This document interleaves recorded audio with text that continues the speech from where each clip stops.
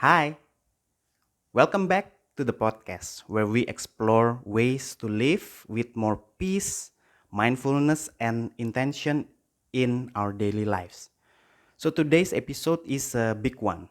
We're diving into something we all struggle with from time to time.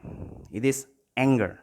Specifically, how to live an angerless life and become a calm, non reactive person in the face of negativity.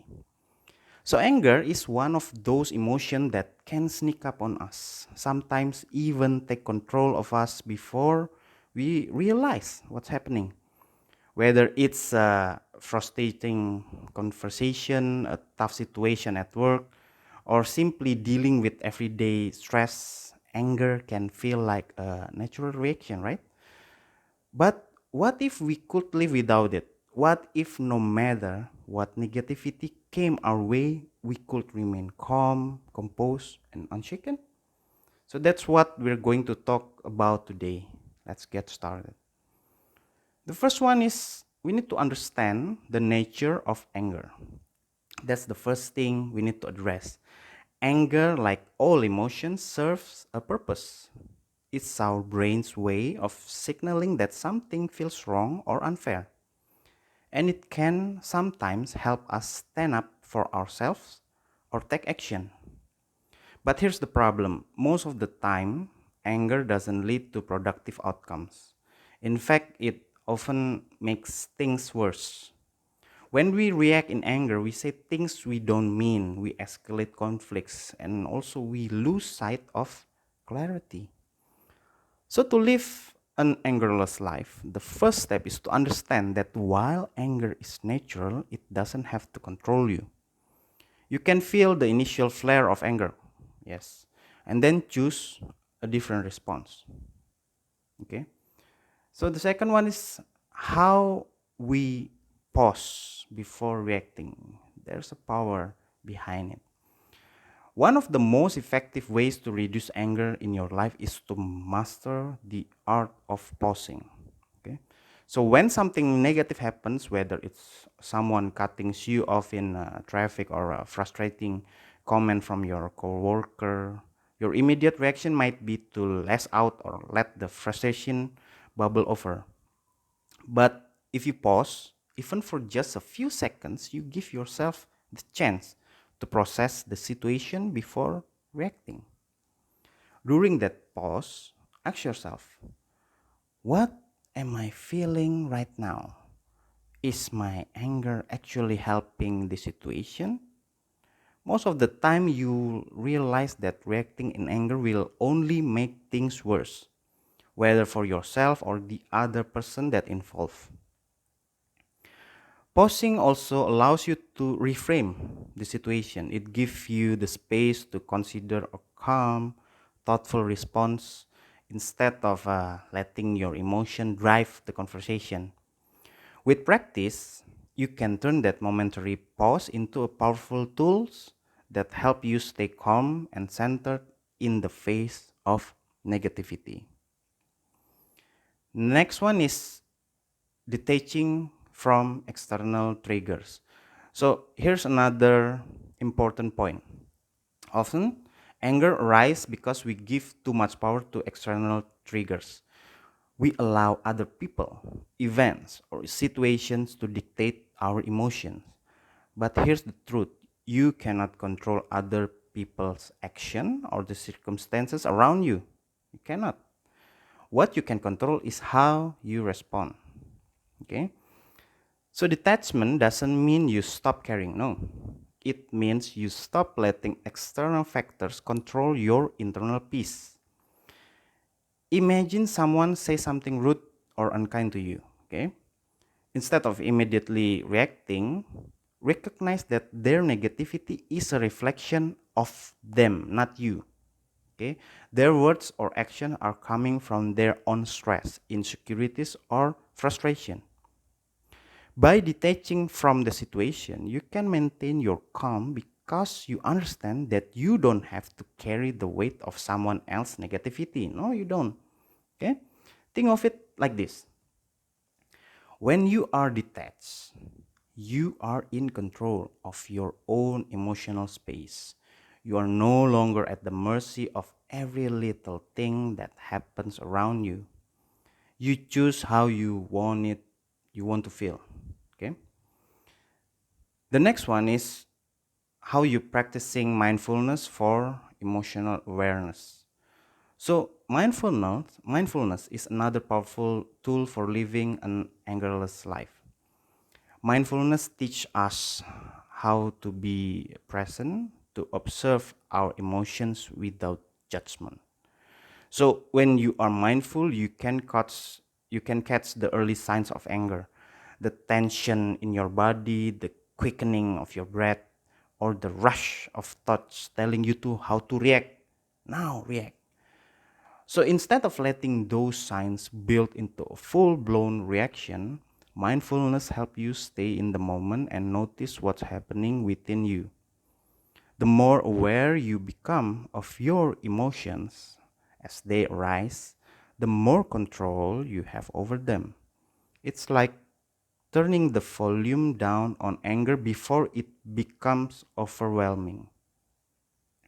You don't have to sit in silence for hours to practice mindfulness, no. It can be as simple as taking a few deep breaths in a stressful moment. Breathe in, breathe out.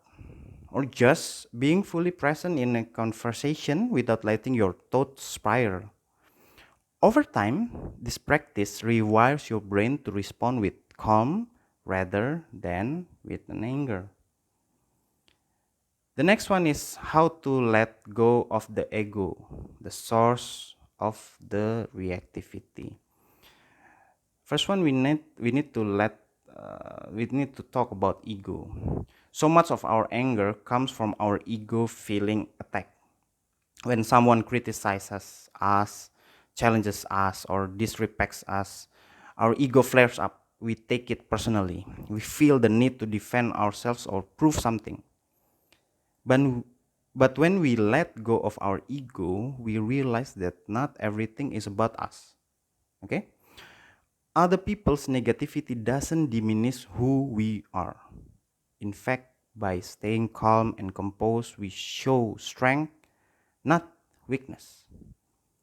Letting go of the ego means understanding that your self worth isn't tied to how others treat you. No. You don't need to react to every slight, every criticism. No. Instead, you can choose to remain grounded in your own sense of self worth, unaffected by the noise around you. Okay.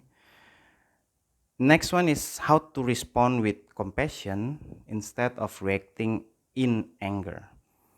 Now that we have talked about staying calm and non reactive, let's take it one step further, responding with compassion. When someone acts negatively towards you, it's often a reflection of their own struggles. Maybe they are stressed, insecure, or dealing with something you don't know about. Instead of reacting in anger, what if you responded with understanding? This doesn't mean you tolerate bad behavior, no. It is simply means that you choose to respond in a way that diffuse the situation instead of escalating it. Compassion allows you to approach negativity with a mindset of peace rather than conflict. For example, if a coworker snaps at you, instead of snapping back, you could say something like, "It seems like you're having a tough day. Is there anything I can do to help?" This kind of response not only calms the situation but also strengthens your emotional resilience. You are taking control of the energy in the interaction and setting a tone of calm rather than conflict. So we need to see this benefit for long term of living an angerless life. As we start to wrap up, let's talk about the long term, okay? First and foremost, your stress level decrease dramatically. Anger, especially when it's frequent, it's incredibly taxing on your body and mind. It raises your blood pressures, impacts your mental health, and can leave you feeling drained. But when you choose to live without anger, when you prioritize calm and non reactivity, you protect your peace. You become more in control of your emotions, and that sense of control spreads to other areas of your life. You are no longer caught up in unnecessary conflicts or emotional battles.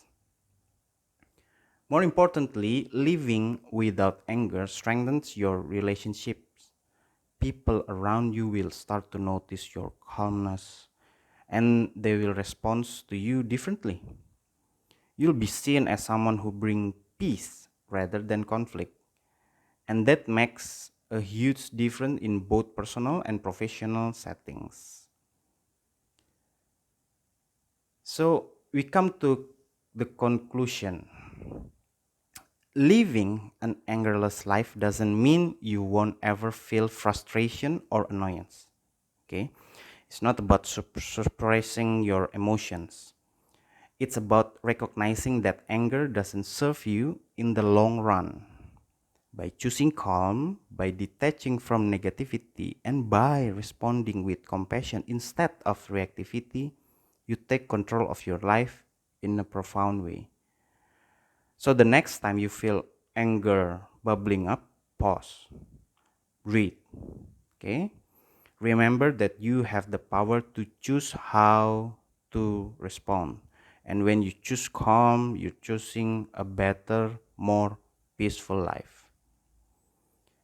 Thank you for tuning in today. If this episode resonates with you, don't forget to subscribe and share it with someone who could use a little more calm in their life. I'll see you next time. Bye bye.